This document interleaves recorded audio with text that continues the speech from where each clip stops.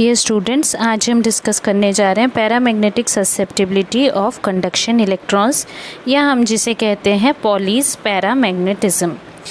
हम सबको ये पता है कि जो पैरामैग्नेटिक बिहेवियर है, जो मैग्नेटिक बिहेवियर होता है किसी भी सब्सटेंस का, वो डिपेंड करता है किसके ऊपर? स्पिन के ऊपर डिपेंड करता है।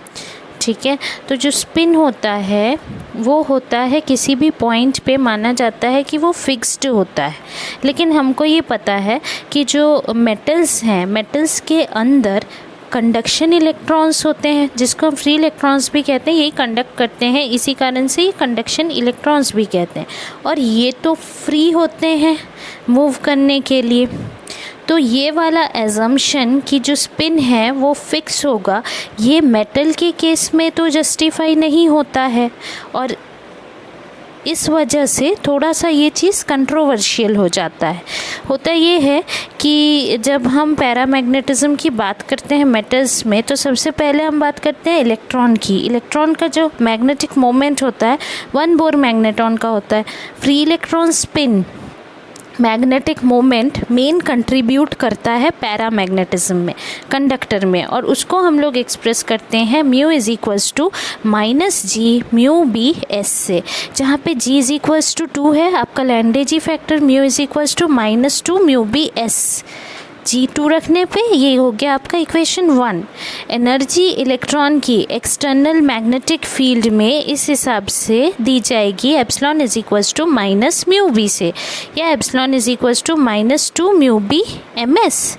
इलेक्ट्रॉन का दो ओरिएंटेशन हमको पता है, एक +1/2 एक -1/2। मैग्नेटिक एनर्जी ये दोनों ओरिएंटेशन के करस्पॉन्डिंग हम लिख सकते हैं E mag is equals to ± mu B into B. जब आप एक्सटर्नल फील्ड अप्लाई करेंगे तो जो एनर्जी है इलेक्ट्रॉन की, जिसका स्पिन -½ है, वो कम हो जाएगा इसी म्यू बी से, और जो +½ वाला है वो बढ़ जाएगा म्यू बी से।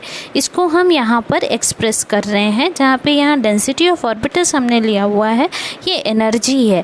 ये जो बैंड्स हैं इनको सब बैंड्स में बांटा गया है। ये एक बैंड जिसमें कि पैरेलल स्पिन है, और ये दूसरा जिसमें एंटी पैरेलल स्पिन को दिखाया गया है।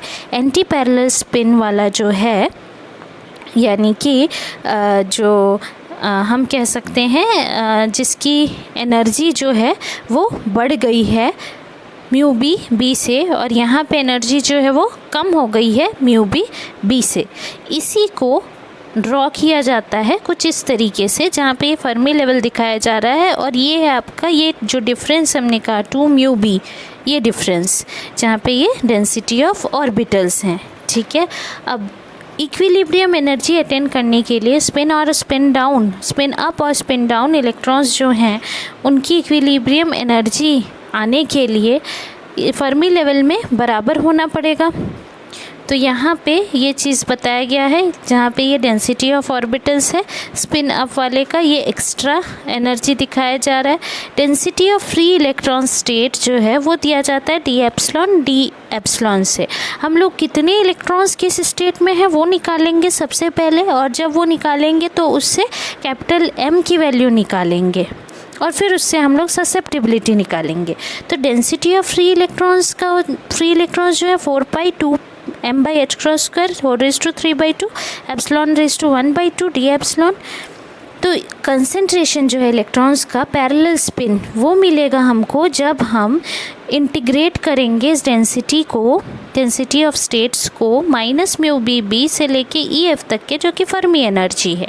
तो एक बार हम पैरेलल वाले के लिए करेंगे तो epsilon +mu B into B रहेगा, एक बार एंटी पैरेलल के लिए करेंगे तो यहाँ पे epsilon -mu B into B D epsilon रहेगा। दोनों का डिफरेंस निकालेंगे, n is equals to NP minus NA।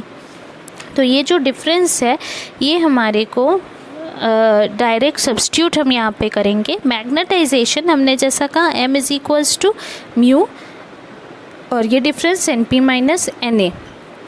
Substitute करने पे वैल्यू हमको ये मिलेगी μ² डी एप्सिलॉन एफ बी। यहाँ पे इस डी एप्सिलॉन की वैल्यू आप रख दें तो 3n μ² b/2 kbTF मिलेगा आपको। d जहाँ पे 3n/2 3n/ जिसको हम 2kBTC ऐसा लिख सकते हैं। तो ये जो रिज़ल्ट है m का, ये कहलाता है पॉली स्पिन मैग्नेटाइजेशन। और यहाँ पर हम लोग एक काम और कर सकते हैं कि काई निकाल सकते हैं। काई इज इक्वल्स टू ससेप्टिबिलिटी यानी m/b निकाल सकते हैं, जो कि आपका आ जाएगा 3n² 2kBTF के बराबर। तो ये होता है आपका पॉली का पैरामैग्नेटिज्म। ठीक है, तो आज के लिए इतना ही। वीडियो पसंद आया तो शेयर, लाइक, सब्सक्राइब करना ना भूलें। कोई डाउट होने से कमेंट सेक्शन में पूछ सकते हैं। Thank you.